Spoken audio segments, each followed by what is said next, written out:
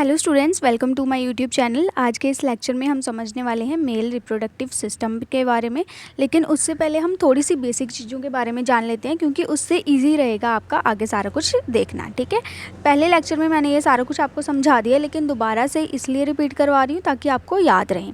तो सबसे पहले हम बात कर लेते हैं लाइफ प्रोसेसेस के बारे में। तो लाइफ प्रोसेसेस वो सारे प्रोसेसेस हैं ज़िंदगी के जिससे हम ज़िंदा रहते हैं, जिससे हम सांस लेते हैं, खाना खाते हैं और हमारा जो बॉडी का फंक्शन है वो सारा चलता रहता है। तो इसमें डाइजेशन आएगा, आपकी रेस्पिरेशन आ जाएगी, सर्कुलेटरी सिस्टम आ जाएगा, मतलब वो सारी चीज़ें जो हमारी बॉडी फंक्शन परफॉर्म कर रही है। ठीक है, तो यहाँ पे एक क्वेश्चन आता है कि जो रिप्रोडक्शन है क्या वो भी एक लाइफ प्रोसेस है? जैसे फॉर एग्जांपल कि रिप्रोडक्शन अगर कोई पर्सन करेगा तो वो ज़िंदा रहेगा, रिप्रोडक्शन अगर कोई नहीं कर रहा है तो वो मर जाएगा। क्या ऐसा होता है? आप मुझे कमेंट सेक्शन में ज़रूर बताना। तो रिप्रोडक्शन जो है ना वो हमारा लाइफ प्रोसेस नहीं है, मतलब हमारी जो लाइफ है वो रिप्रोडक्शन पे डिपेंड नहीं करती है। वो क्या है? एक बायोलॉजिकल प्रोसेस है। यानी कि रिप्रोडक्शन जो है ना वो किसी का पर्सनल प्रोस्पेक्टिव है कि वो कोई भी ऑर्गेनिज्म नया ऑर्गेनिज्म प्रोड्यूस करना चाहता है या फिर नहीं करना चाहता। ठीक है, तो सबसे पहले हम रिप्रोडक्शन के बारे में जान लेते हैं। रिप्रोडक्शन वर्ड का मीनिंग सबसे पहले क्या होता है? अब देखो, रिप्रोडक्शन जो है ना वो दो वर्ड से मिलके बना होता है। द फर्स्ट वन इज़ री and the second one is production. अब देखो, आप इसको वर्ड को तोड़ के पढ़ोगे ना तो आपको ईजिली याद रहेगा। री का मतलब क्या होता है? अगेन, यानी कि दोबारा। कहीं भी आपको वर्ड मिल जाए री, वहाँ उसका क्या मतलब होगा? अगेन। प्रोडक्शन का मतलब क्या होता है? टू प्रोड्यूस, यानी कि पैदा करना या फिर बनाना। ठीक है, टू प्रोड्यूस।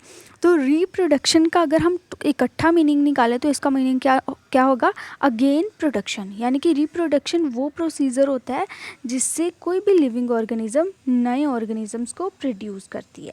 अब इसको हम किस तरीके से लिख सकते हैं?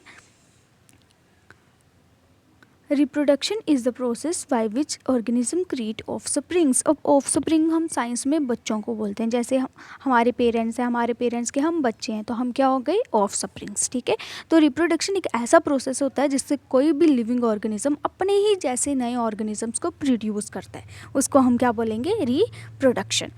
तो दो तरीके की मेनली रिप्रोडक्शन होती है, एक सेक्सुअल रिप्रोडक्शन होती है और एक असेक्सुअल रिप्रोडक्शन होती है। यहाँ पे मैं आपको क्लियर करवाती हूँ। सबसे पहले एक होता है हमारे पास sexual reproduction and second one is asexual reproduction. ठीक है, अब देखो इसके नाम से ही पता चल रहा है सेक्स। सेक्स मतलब वेदर वो मेल है या फिर फीमेल। ठीक है, और असेक्सुअल मतलब जिसमें सिर्फ सिंगल पेरेंट इन्वॉल्व हो, सिंगल पेरेंट इन्वॉल्व हो रहा है। ठीक है, यानी कि सेक्सुअल रिप्रोडक्शन वो रिप्रोडक्शन होती है जिसमें मेल और फीमेल जो है ना वो दोनों इन्वॉल्व होते हैं।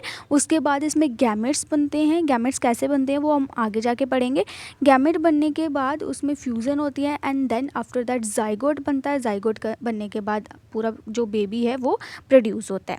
लेकिन असेक्सुअल रिप्रोडक्शन में सिर्फ सिंगल पेरेंट इन्वॉल्व होता है। का मतलब एब्सेंट। ठीक है, सेक्सुअल मतलब दो सेक्स जो है ना वो इसमें एब्सेंट होते हैं, इसमें सिर्फ सिंगल पेरेंट जो है वो इन्वॉल्व होता है। तो मेनली आपने इसके बारे में क्या याद रखना है कि जो असेक्सुअल रिप्रोडक्शन है उसमें सिर्फ वन पेरेंट की रिक्वायरमेंट होती है और सेक्सुअल में टू पेरेंट की रिक्वायरमेंट होती है। ये लोअर ऑर्गेनिज्म में होता है, ये हायर ऑर्गेनिज्म में होता है। इसमें अमीबा आ गया और सेक्सुअल में ह्यूमंस की एग्जांपल आप लिख सकते हो। प्लस सेक्सुअल में गैमेट फॉर्मेशन होता है और गैमेट की फ्यूज़न होती है। उसके बाद जाइगोट बनता है। जाइगोट के बाद आगे 2 सेल स्टेज आती है, then 4 cell, then 8 cell and ऐसे कर करके आपके पास पूरा इंडिविजुअल जो है वो रेडी हो जाता है। ठीक है, तो ये तो हो गया इसका जर्नल चीज़ें। तो अभी हम आगे बात करेंगे मेल रिप्रोडक्टिव सिस्टम की। आज हम थोड़ा सा पढ़ेंगे, उसके बाद हम दोबारा से नेक्स्ट लेक्चर लेके आएंगे ताकि आप जल्दी से इसको याद कर सको और इसकी रिवीजन कर सको। ठीक है, तो अभी हम स्टार्ट करने वाले हैं। हमारा मेन टॉपिक वो क्या है? Human reproduction. ह्यूमन रिप्रोडक्शन का मतलब आपको पता चल गया। री का मतलब क्या होता है? अगेन। एंड प्रोडक्शन का मतलब होता है प्रोड्यूस करना। ठीक है, तो ह्यूमन्स की में बात करिए, यानी कि ह्यूमन किस तरीके से रिप्रोड्यूस करते हैं हम उसके बारे में इस लेक्चर में समझने वाले हैं। सबसे पहले है मेल रिप्रोडक्टिव सिस्टम। अब मेल रिप्रोडक्टिव सिस्टम में मेनली दो चीज़ें आती हैं, primary sex organ and secondary sex organ. Primary sex organ में आपका कौन सा पार्ट आता है? Gonad. And secondary sex organs जो हैं उसमें हमारा क्या आ जाता है? बाकी जहाँ पे भी जो स्पर्म्स है वो ट्रांसपोर्टेशन होगी, उसकी मैच्योरेशन कहाँ होगी, स्टोरेज कहाँ होगी, वो सारे किस में आएंगे? सेकेंडरी सेक्स ऑर्गन्स में। ठीक है, तो सबसे पहले हम प्राइमरी सेक्स ऑर्गन्स की बात करते हैं, जिसमें हम गोनैड्स के बारे में पढ़ने वाले हैं। तो ह्यूमंस के केस में जो मेल में गोनैड होते हैं उसको हम क्या बोलते हैं, टेस्टिस बोलते हैं। क्या बोलते हैं, TESTIS, टेस्टिस।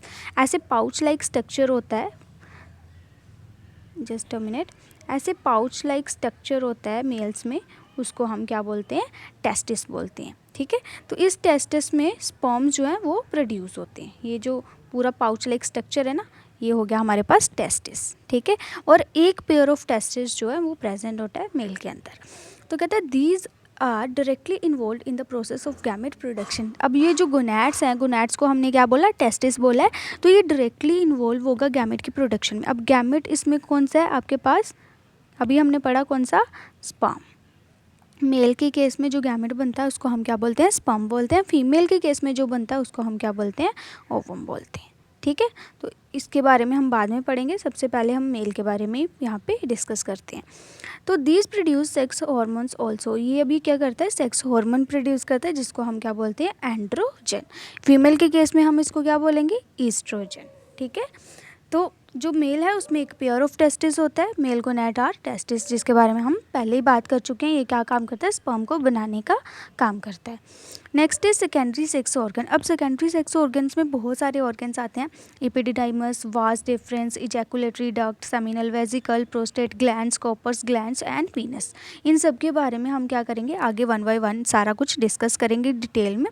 फिलहाल के लिए आपको इतना याद रखना है कि इसके इतने सारे पार्ट्स होते हैं, जिसको हम क्या बोलते हैं, सेकेंडरी सेक्स ऑर्गन्स बोलते हैं। तो ये सेकेंडरी सेक्स ऑर्गन्स ट्रांसपोर्टेशन में हेल्प करते हैं, मैच्योरेशन में हेल्प करते हैं और स्टोरेज में हेल्प करते हैं। किसकी, गैमेट्स की। अब गैमेट क्या था हमारे पास, दोबारा से बताओ मुझे, क्या था, स्पर्म था। गैमेट्स कौन था हमारे पास, sperm. These assist in reproduction in many ways. अब क्या कहते हैं, ये रिप्रोडक्शन में बहुत सारे तरीक़ों से हेल्प कर सकता है। ठीक है, फॉर एग्जांपल अगर स्पर्म बन रहा है लेकिन उसकी ट्रांसपोर्टेशन कहाँ से होगी, वो मैच्योर होंगे या नहीं होंगे, कहाँ पे वो रहेंगे, तो वो सारी चीज़ें अगर नहीं होंगी तो कहीं ना कहीं स्पर्म्स जो हैं वो डेड हो जाएंगे। इसीलिए वो जो सेकेंडरी सेक्स ऑर्गन्स हैं ये इंपॉर्टेंट रोल प्ले करते हैं हमारे रिप्रोडक्टिव सिस्टम में। नाउ अभी बात करते हैं टेस्टिस की। अब टेस्टिस क्या होते हैं, मैंने आपको पहले बताया, ये जो पाउच लाइक स्ट्रक्चर होते हैं मेल्स के अंदर, इसको हम क्या बोलेंगे, टेस्टिस। टेस्टिस के अंदर जो है स्पर्म्स प्रोड्यूस होते हैं, वहीं पे स्टोर होते हैं एंड देन उसकी ट्रांसपोर्टेशन होती है। ठीक है, तो टेस्टिकल हम क्या बोलेंगे, जैसे हमने पीछे एपिडिडाइमस के बारे में पढ़ा, अगर टेस्टिस और एपिडिडाइमस दोनों को इकट्ठा अगर वर्ड प्रोनाउंस करना है हमने, तो उसको हम क्या बोलेंगे, टेस्टिकल बोलेंगे। ठीक है, एक टेस्ट की बात है, फॉर एग्जांपल मैंने आपको बोला 2 होते हैं, मतलब एक पेयर प्रेजेंट होता है। अगर हम एक अकेले की बात कर रहे हैं तो उसको हम क्या बोलेंगे, टेस्टिस, TESTIS, टेस्टिस। लेकिन अगर हम 2 की बात कर रहे हैं तो उसको हम TESTES करके लिखेंगे। ठीक है, तो इस बात का आपको ध्यान रखना है कि पेपर में आपको TESTIS आ रहा है या फिर TESTES आया हुआ है। ठीक है, तो ये मैंने एक डायग्राम सा बना रखा है, ये देखो, ये इसका टेस्टिस है। टेस्टिस की जो अपर वाली लेयर है इसको हम क्या बोलेंगे, कैपुट एपिडिडाइमस। एपिडिडाइमस के 3 पार्ट होते हैं मेनली, वो सबसे ऊपर वाला पार्ट जो है उसको हम क्या बोलते हैं, कैपुट एपिडिडाइमस। उसके बाद कोर्डल एपिडिडाइमस एंड बीच वाला जो है उसको कॉर्पस एपिडिडाइमस। अभी ये जो यहाँ पे लेयर निकल रही है इसको हम क्या बोलेंगे, वास डिफरेंस। ठीक है, और ये ब्लड सप्लाई ऊपर से आ रही है। तो कहते हैं in most of the mammals testis are extra abdominal because sperm production, maturation, storage and survival required 2 to 2.5 degree Celsius lower temperature. अब क्या कहता है कि कहता है मोस्ट ऑफ द मैमल्स जो होते हैं ना, उसमें जो टेस्टिस हैं वो बॉडी से बाहर होते हैं, यानी कि एक्स्ट्रा एब्डोमिनल, एब्डोमिन से बाहर होते हैं। क्यों, क्योंकि जो बॉडी का टेम्परेचर है ना, उसके टेम्परेचर से जो स्पर्म की जो प्रोडक्शन होती है, उसकी मैच्योरेशन होती है, या फिर वो कहाँ पे स्टोर होंगे, उसके लिए उनको कम टेम्परेचर की ज़रूरत पड़ती है as compare to our body temperature. ठीक है, तो इसीलिए वो क्या करता है, बॉडी के बाहर होता है। बाहर होने से क्या होता है, उसका जो टेम्परेचर है वो लोअर हो जाता है, थोड़ा सा 2 से 2.5 डिग्री सेल्सियस टेम्परेचर उनको लोअर मिलता है।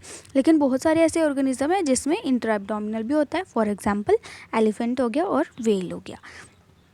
कहते हैं scrotum provide a favourable environment for healthy sperm production. अब ये स्क्रोटम क्या होता है, स्क्रोटम क्या चीज़ होती है, ये आपका आ गया टेस्टिस। ठीक है, अब टेस्टिस के बाहर एक छोटी सी लेयर होती है जो इसको प्रोटेक्ट कर रही होती है। ठीक है, उसको हम क्या बोलते हैं, स्क्रोटम। क्या बोलते हैं उसको, scrotum. Scrotum is the loose connective tissue. जी यहाँ पे ये लूज़ होता है, ठीक है।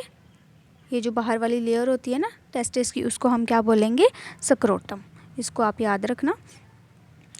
इन some mammals testis are intra abdominal, ये हमने अभी बात कर ली, यानी कि वो अपनी मेन बॉडी कैविटी के अंदर होता है। For example egg laying mammals, elephant की बात करी हमने, वेल्स की या फिर डॉल्फिन की बात कर ली इसमें, ठीक है।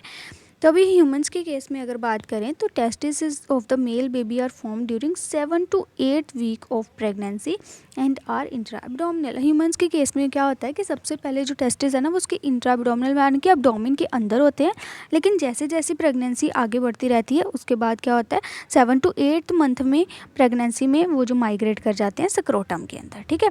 फॉर एग्जाम्पल ये उनका एब्डोमिन है, एब्डोमिन से स्क्रोटम के अंदर वो माइग्रेट कर जाते हैं उसके टेस्टिस, ठीक है।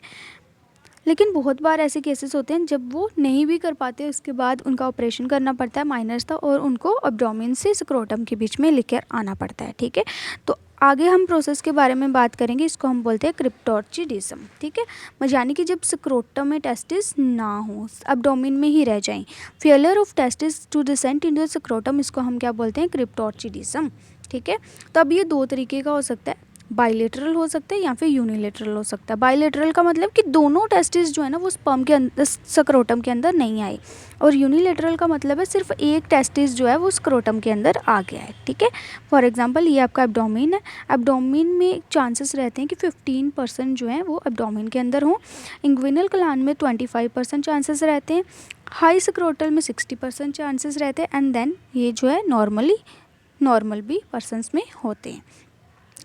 अब एक सर्जरी होती है, it is a surgery which perform to correct cryptorchidism. Cryptorchidism का क्या मतलब था कि स्क्रोटम में डिसेंट नहीं हुआ है टेस्टिस, ठीक है। तो इसको ठीक करने के लिए एक सर्जरी होती है जिसको हम क्या बोलते हैं, ऑर्चिडोपैक्सी, ठीक है। क्या बोलते हैं, ऑर्चिडोपैक्सी। कहते हैं germ cells produce sperms are spermatogonia, ये हम थोड़ा सा बाद में डिस्कस करेंगे। सबसे पहले हम टेक्निक्स के बारे में पढ़ लेते हैं। सिनऑर्चिडिज्म का क्या मतलब है, कोजेनिटल फ्यूजन ऑफ टू टेस्टिस। अब ये जो टू टेस्टिस है ना अलग अलग, ये क्या करेंगे, ये इकट्ठे फ्यूज़ हो गए हैं। फॉर एग्जाम्पल ऐसे हो गए हैं, इनकी फ्यूज़न हो गई है, इकट्ठों की, तो इसको हम क्या बोलते हैं, सिनऑर्चिडिज्म। याद करो इसको दोबारा से, सिनऑर्चिडिज्म। नेक्स्ट है मोनोऑर्चिडिज्म। मोनो का मतलब होता है सिंगल, ठीक है, यानी कि इसमें सिर्फ सिंगल टेस्टिस ही प्रेजेंट होगा, इसमें एक पेयर ऑफ टेस्टिस प्रेजेंट नहीं होगा। पॉलीऑर्चिडिज्म, पॉली का मतलब होता है बहुत ज़्यादा, ठीक है, तो presence of more than 2 testis होगा, तो उसको हम क्या बोलेंगे, पॉलीऑर्चिडिज्म। नेक्स्ट आ गया ऑर्चिटिस। ऑर्चिटिस एक ऐसी कंडीशन होती है जिसमें टेस्टिस जो होता है उसमें इन्फ्लेमेशन हो जाती है, यानी कि सूज जाते हैं उनके टेस्टिस, तो उसको हम क्या बोलेंगे, ऑर्चिटिस। हाइड्रोसिल, अब हाइड्रो रिलेटेड टू वाटर होता है, तो इसका क्या मतलब है कि जो फ्लूइड है ना वो एक्यूमुलेट हो जाता है टेस्टिस के अंदर, तो इसको हम क्या बोलेंगे, हाइड्रोसिल, ठीक है। तो आज के लेक्चर में हम सिर्फ इतना ही जानने वाले थे, ये आपका बेसिक चीज़ें हैं जो कि आपको पता होनी चाहिए। अगर आप कॉम्पिटिटिव एग्ज़ाम दे रहे हैं तो उसमें मोस्टली ये वाले क्वेश्चन आ जाते हैं, लेकिन अगर आप जनरली अपने क्लास के लिए पढ़ रहे हैं तो आपको इतनी ज़्यादा टेक्निक्स याद रखने की ज़रूरत नहीं है। तब आप इतना भी करेंगे, यहाँ तक भी करेंगे तो भी आपका इनफ होगा, ठीक है, यहाँ तक। तो आज के लेक्चर में बस इतना ही, मैं मिलती हूँ आपको नेक्स्ट लेक्चर में, तब तक के लिए चैनल को सब्सक्राइब कर देना। और ये सीरीज़ कॉन्टीन्यूसली अभी चलने वाली है, हर दिन आपको वीडियो देखने के लिए मिलेगी, और बहुत कम मैं पढ़ाऊँगी आपको, ताकि आपका पूरा सिलेबस जो है ना वो अच्छे से कवर हो जाए एंड अच्छे से आप लर्न कर लो सारी चीज़ों को। Thank you so much for watching and channel को सब्सक्राइब कर देना।